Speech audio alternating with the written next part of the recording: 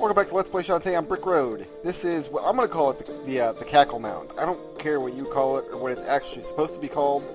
The trick to the Cackle Mound dungeon is that this door goes to 4 different locations depending on where this eyeball is pointing. And I think I want it pointing down first. Is this correct? I don't know. Let's find out. Slide down to this little secret passage, which is kind of pointless and doesn't really have any real reason to exist. I think this is correct. Yeah, this is correct. Because I can't get that treasure box, but I can get this one. And it's a key. I love keys. And down here are some gems. And I want an elephant form. Yeah, because I love the treasure box up there. I must come back for it later. Now that I have a key, I can go into the up door here. Alright, and here's the next room. So this dungeon is actually quite a bit more backtracky than is typical. For that reason alone, because you always have to check out the eyeball doors and see where they go and where they're leading to. Oh, I hate these guys. Oh, I'm out of magic! Oh, crud. This is bad.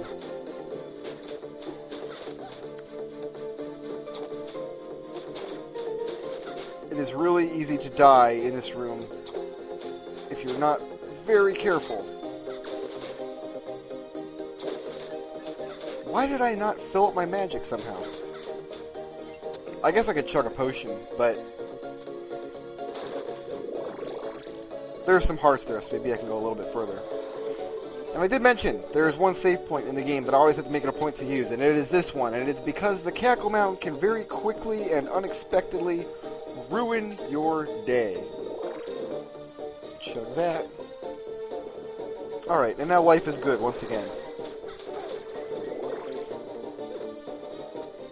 There still would like to have the magic refill item, but we'll have to save that for later. Because these evil wizard guys have to die.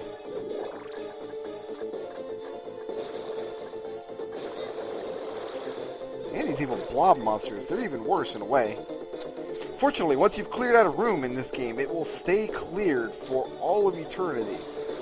As long as you are using a definition of eternity that only includes a time between where you enter a dungeon and where you exit it. Because after you exit the dungeon, all the monsters come back. Obviously, duh, that's just physics. And now we gotta close that eyeball door, and close this eyeball door. And, it is a treasure trove of gems. I love, this is one of my favorite rooms in the game, actually. Like, by far. Can you guess why? It's because of all the gems. Did you get it right? Because that's gonna be on the tests. There's not a test, guys, don't worry. Alright, then I want to open these doors, open the eyeballs back up, and the doors will go somewhere different.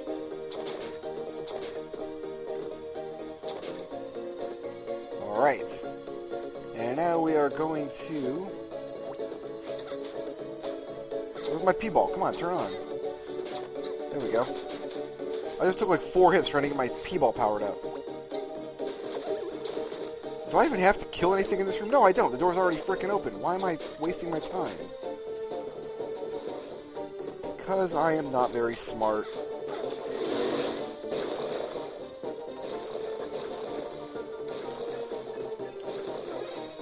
Basically, monsters in this game are a pain to kill with just your hair, but are incredibly easy to kill with your pike ball. So just take a pike ball, seriously. I've done the minimalist run where you just have your hair and you don't have any magic items to use except for the... By the way, the lowest amount of items you can complete the game with is 2. Because the game, it doesn't count animal transformations or anything. I think I want the eyes closed now. I think. We'll find out. You can't finish the game without the animal transformations, but the game doesn't actually count that against your quote-unquote score at the end of the game when it counts up how many items you used. And you I crushed in your stupid face. Ha ha ha ha. But you do need the fireball in order to get the monkey bullet, and you do need the, I hope I can go this way already. I hope I'm not jumping the gun here. I might be. But you do need the, storm cloud to get inside the Cackle Mound. I'm going to call it the Cackle Mound. I don't care what it's actually called. Like Hypno Baron's house or whatever. More hearts are fun.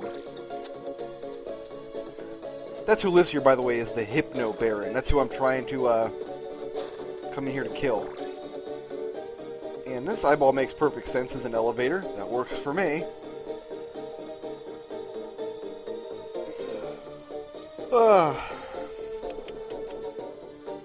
Alright. Now this door goes to different locations based on which way these eyes are pointing. And I think down up goes to a jar of jam. No, down up goes to spiders. Close call, Brick Road. No, up down goes to a jar of magic jam. Haha, we're learning something today. Magic jam, and the rest of these just be lots of gems.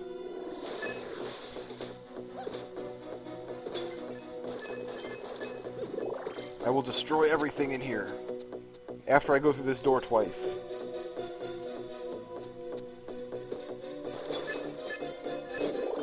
No, I do kind of like how the developer is just saying, you know what? And in the last dungeon of the game, we'll just give them all the gems. Like, all of them. Alright, now left, up, down, and right, all lead to keys. And these rooms are all easier in monkey mode, I think, in my opinion. You need 4 more keys to complete this dungeon. I think I've got to run ahead of this guy. No, I guess I can just ride on him. These rooms are not very exciting, unfortunately.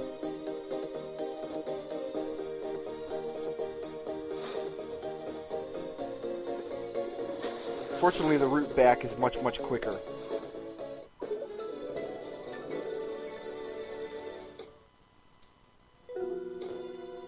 Still kind of a fun puzzle chamber because just... oh, man. I guess now I have the monkey bullet back.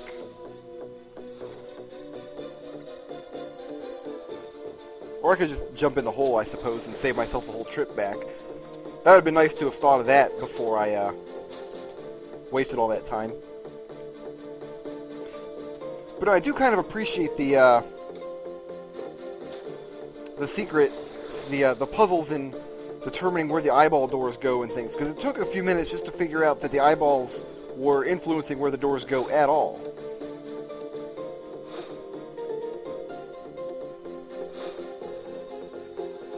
And then, of course, once you figured that out, it was just a matter of keeping track of which ones you had tried and which ones you hadn't. And these are gems, I do believe. Hurrah, yes.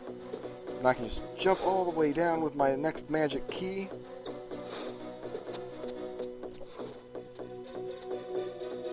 And I can go to the right. I do like just having a bunch of keys, like at one time. That's a fun gimmick to me. I don't know why. Like, it's not, from a gameplay perspective, it's not that fun. Like, oh, I need to find, like, 5 keys. But, you know what game did that in one of the dungeons? Is Yoshi's Island did that. And, I forget which one of the dungeons now, like a World 5 fort or something. You just had all these keys just trailing behind you. And you had to open up a bunch of locked doors. And I thought it was hilarious. No, go down. Not that far down. Jeez, you could have went like halfway down compared to inside that hole, and I would have been happy. You know, that monkey's all like, Brick Road said down, we got to go. Can't you see that's a death hole? Okay, I got to P-ball my way through there. And I think I don't need monkey mode anymore, but going into monkey mode as a default is always a pretty good idea in Shantae, I have found.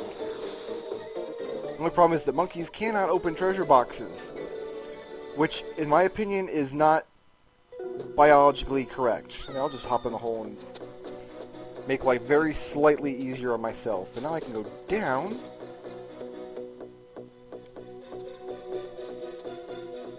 fall to the bottom here.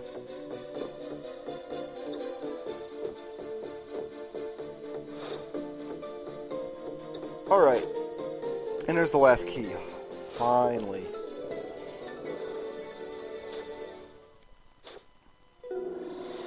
I know this looks really tedious and monotonous, etc., but the reward for going through all this is so awesome, you guys. You're gonna flip when you see what I get at the end of this whole debacle. Yeah, I'm calling it a debacle. I really am. Whatever. Ah, wrong way. Monkeys can't climb up walls with lots of handholds. Can't you tell that? Seriously, I'm looking at... I could climb that purple wall there with, like, all the handholds and everything. Seriously, I can get across that. But the monkey, not so much. Damn it, that's the third one of those I screwed up. I'm gonna miss on the best ending because I spent way too much time in this one stupid shaft. And now I need to go with the eyeballs facing outside, I think. No, eyeballs facing inside. Ugh. There we go. That should do it. And here's one locked door. And here's another locked door. And here's yet another locked door. And why does Shantae always throw away her keys after she uses them? You'd think she would just get one key and then use that. Left, up, left, right. Left, up, left, right. You have to commit that to memory because that is a randomly generated password. Left, up, left, right. And all this? Gems.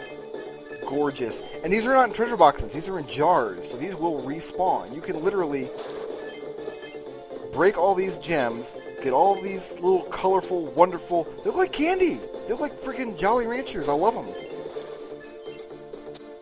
But you can break all of these and then go save your game at the guy here in the dungeon and then exit the game and come back in and do it all over again. And you can do it as much as you want.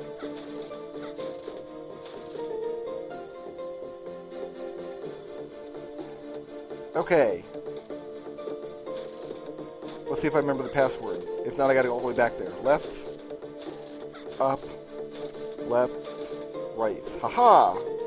Actually, I thought it was left, up, left, down. That's what I was about to put in, but you can't put in the down until you go right, and right was the correct way to do it. So I ended up looking smart when I really was not. You can't get that treasure chest, ever, so don't even worry about it. That's just a red herring. We certainly will not be coming back for that at any point.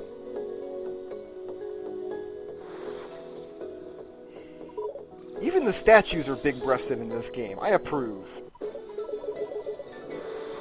Alright. Shantae's final transformation in Risky's Revenge is mermaid form.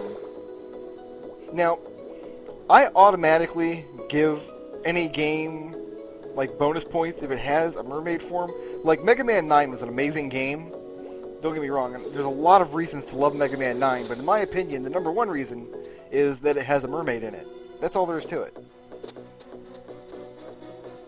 I'm seriously not kidding about this. Like, I really do have a thing for mermaids. And my favorite movie is The Little Mermaid. That's true. So when the first screenshots of Risky's Revenge came out, and you found out that, like, Shantae had a mermaid form, I was like, well, yeah, duh, that's awesome. Because, like, the original game had that ugly harpy form. Like, that was ew, no, but... Even though mermaids in this game are evil and terrible to fight, I still approve of their inclusion. And now that I have mermaid form, I can... Will opening one eyeball just do it, I wonder? No, it won't. They both have to be open. I haven't actually completely determined how the eyeballs in this particular room work. But if they're both open, then this door will go to a new room entirely. As soon as the platform comes back around, there we go. That's what I like to hear. Get off the wall, there we go. And I need to elephant form through this wall. Crash, crash. Alright. Now I can mermaid form my way through this room. So, right away you can see like the inherent problem with this dungeon. Like if you don't have it memorized the way I do, is that you'll visit a bunch of rooms you can't pass without mermaid form, and then go really, really deep through those eyeball doors, and then get to a point where like, okay, now I've got to go back to where I was, but I don't have any idea how to get there. I got a jawbone. That doesn't make any sense whatsoever.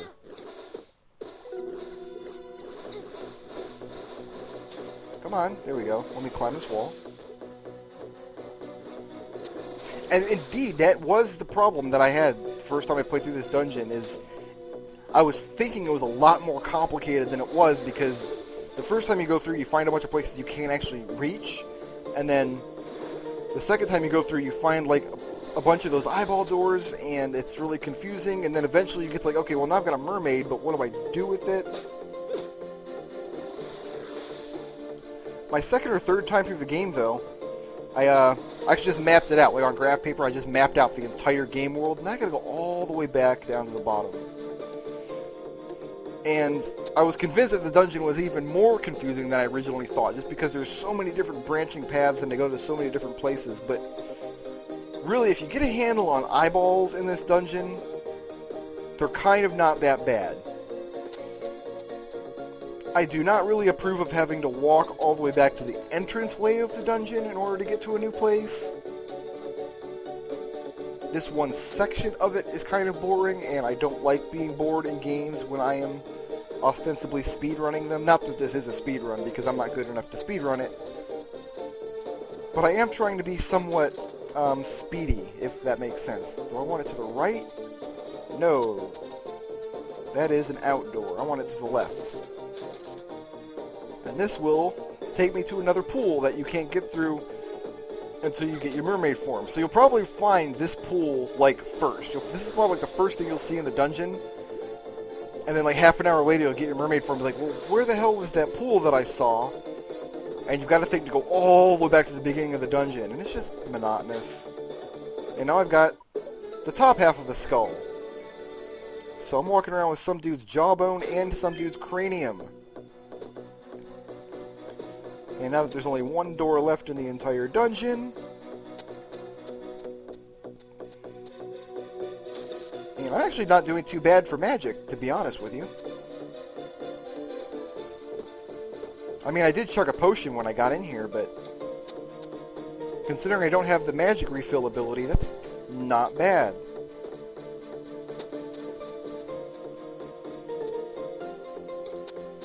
I think there's another save guy right before the boss. If not, I will probably regret not having saved that grandpa man there.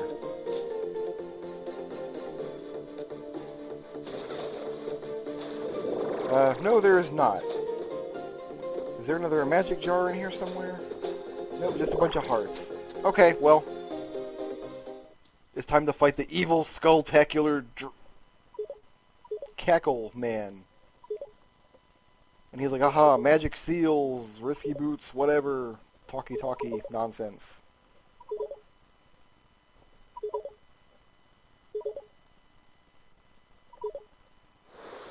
And then he turns into Uncle Mimic for some reason, which is not ever adequately explained to my satisfaction.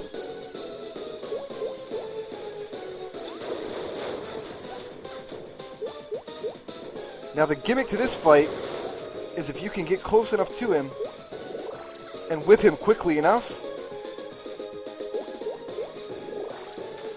he doesn't get to use his attack. You knock him out of it. But you've got to be like really fast to do that appropriately. And why did my P-ball turn off?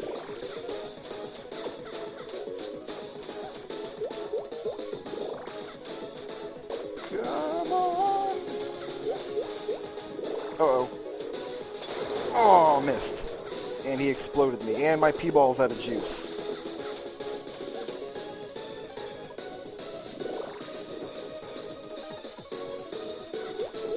Much better.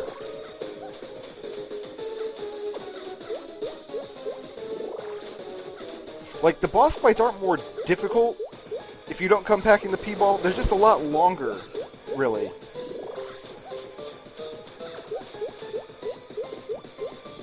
Oh, all the way on the other side of the room. At least I missed the explosion. And that's enough for him. And now he's just a skull. And now he's just dead. And I love how the boss is worth a gem. That amuses me to no end, and I can't even really particularly say why. There's a boss like that in Aladdin, where like it's just a jar walking on the ground, and you can throw apples at it or whatever, but after you break it, it's just Abu wandering around. It's good for a laugh. That's strange. I've got all the magic seals, but Risky Boots isn't around to hassle me anymore. Well, we'll have to go find Risky Boots and find out what's up with that. But we're going to take care of that in the next video. See you guys later.